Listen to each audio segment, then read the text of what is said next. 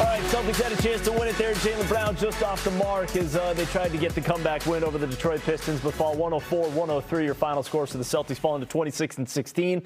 Tom Giles, Chris Forsberg, Eddie House here with you. And again, it was a game in which Pistons were up by 8 at the half. Celtics put together a strong third quarter. Pretty strong down the stretch there, but Detroit able to make just enough plays to eke out the win there and take the season series 3-1. Eddie, your initial thoughts on this one? My initial thoughts was exactly what I was talking about at halftime, when you can't have more turnovers than you have assists. And we ended up with 14 turnovers and only 13 assists.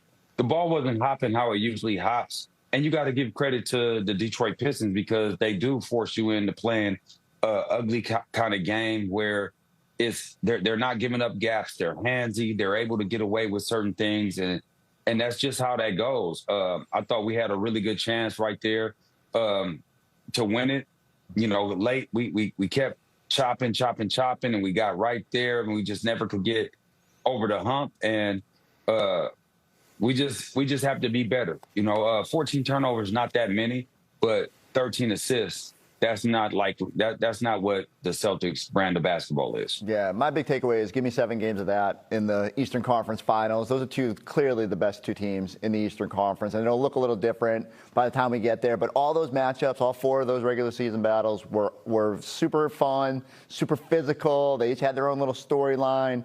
I thought Jaylen Brown was fantastic tonight and gave you a chance. And I actually liked the last play. You got him going to his right hand. He actually probably put a little bit just too much on it because he had been so gassed at the finish line, but was giving you a chance to at least be there and to have a winning shot. Like, all right, you know, tip your cap. The Celtics had too many errors along the way. Derek White needs to be better in games of this magnitude. But what Jaylen did out there just continues to reaffirm how impressive this season has been. I love that he had a chance to get that winner there, and he'll make it the next time. All right, Jaylen Brown did have 32 points, 11 rebounds in this one, and also gave the Celtics the lead late in this game. Let's go through the closing stretch of this one, as again, felt like the Celtics are playing catch-up for most of this, and Jaylen Brown able to give the Celtics a 97-96 lead. But Tobias Harris, our Philly fans in the house, well, you know, our Philly guys have said they've never seen Tobias Harris hit that shot, at least in Philadelphia. He was hitting them tonight, hit that 3, and then Cade Cunningham with the floater. Maybe the only bucket he got over JB the whole night. So Cunningham gave him a 2-point lead, and again, Tobias Harris from the corner knocks down the triple. So that ain't happening in the playoffs. Pistons were up by 5. Jaylen Brown, though, keeping them in it. Tough bucket here off the glass. Made it 104-101. And then Jaylen once again with the tough floater. So it's a 1-point game, 104-103 at that point.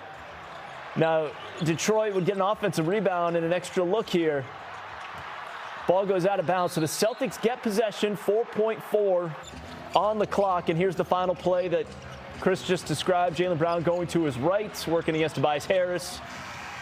Oh, I don't know how it doesn't bounce in. That's how the Celtics, who again rallied to take a lead there late in the fourth quarter, unable to get the final shot there. But Eddie, your thoughts on the final possession there and the look Jaylen got?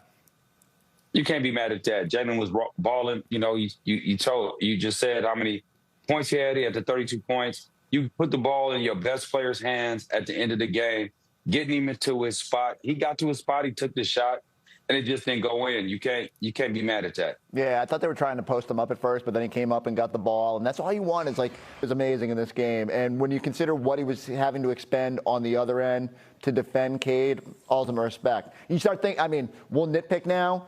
Derek White misses a technical free throw in the second half. Like, Jaylen missed 2 big ones at the end there. We'll start going over and thinking of opportunities lost there, and the turnover certainly in the first half. But again, that's what playoff basketball is going to be like. You just got to be great in those moments. Eddie, you talked about the physicality as one of your keys. How did you feel like the Celtics responded to the physicality? I thought in the second half we responded great. You know, I thought that in the first half we got pushed around a little bit. We allowed them to be handsy, but then we started using our physicality, being handsy with them as well, and all the little small details of the game of, you know, making sure you box out, making sure you put a body on somebody. That physicality is what I'm talking about, not hitting somebody upside the head, or elbowing anybody. I'm talking about you just being physical so you could get your position. And I thought we owned our space in the second half. And Celtics gave up just 45 points in that second half as well. Again, it had more of a playoff type of feel to it, the way that one played out. But the Pistons get the win 104-103. They go to 31-10 on the season. Competitive games, all decided by 7 points or less. But these two teams, again, will not see each other. This game in particular, though, and if you remember back to that first meeting, like it was Detroit crashing the glass, beating you up, down low. This one was about the Pistons in the active hands. They had 9 steals. They had 9 block shots. The points off turnovers, Eddie, I know you're big on that. They had 19 points off 14 Celtics turnovers. Detroit, meanwhile, turned it over just 6 times. Celtics scored just 4 points off that. But as we go through some of the tape here, Detroit just made the Celtics pay for those turnovers. And again, they were tough all night long. Yeah, when you get those live ball turnovers, it's pretty tough to get your defense back because your defense is not going to be set when you're not ready for the ball to go the other way. And on top of that, like I said, I said that at halftime, they're super handsy, and they're able to get away with that. And you're going to press you're going to put the referees in. They're just so long, they're so physical, they're so active. And so the Celtics certainly tightened up a little bit of the ball handling in the second half, but first half you put yourself in a tough spot, put yourself down double digits because you couldn't control the basketball and you're just letting them leak out, get easy buckets. The Celtics won the rebounding battle tonight. They won the free throw battle. Like, these things have been things that they've typically struggled with, especially against this Detroit team. You just can't get away with the sloppiness that existed for long stretches. But Detroit does that to you.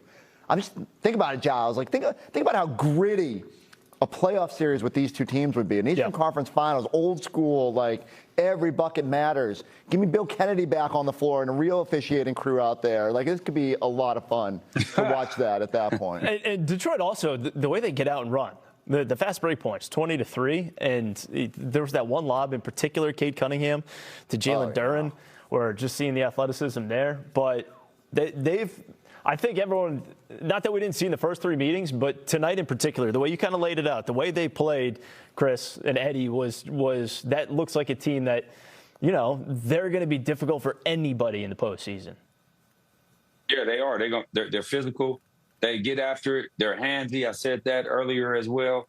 And then they got guys and you got Cade Cunningham who could create for himself and create for others. And when he starts creating for others and so much attention is paid to him, then it just opens up everything on the offensive end for that team. But you gotta look back there. We had some missed opportunities. We had opportunities to win this basketball game.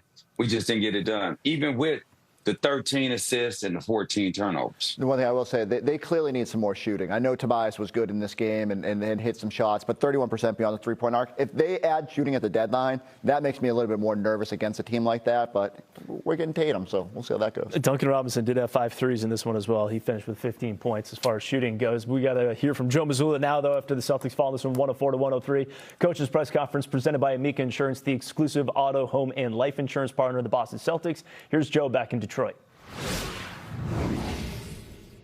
Joe, you have the requisite amount of plays you can clean up from a game like that, but you have like two sides of a hard-fought physical game, but also sloppy, 19 points off turnovers for them. Where do you land on your initial reaction for, like, is this like one of those losses that you played well, or is it something? I mean, you just treat it like any other game. I mean, there's 15 to 20 possessions that you have to get better at. If that ball would have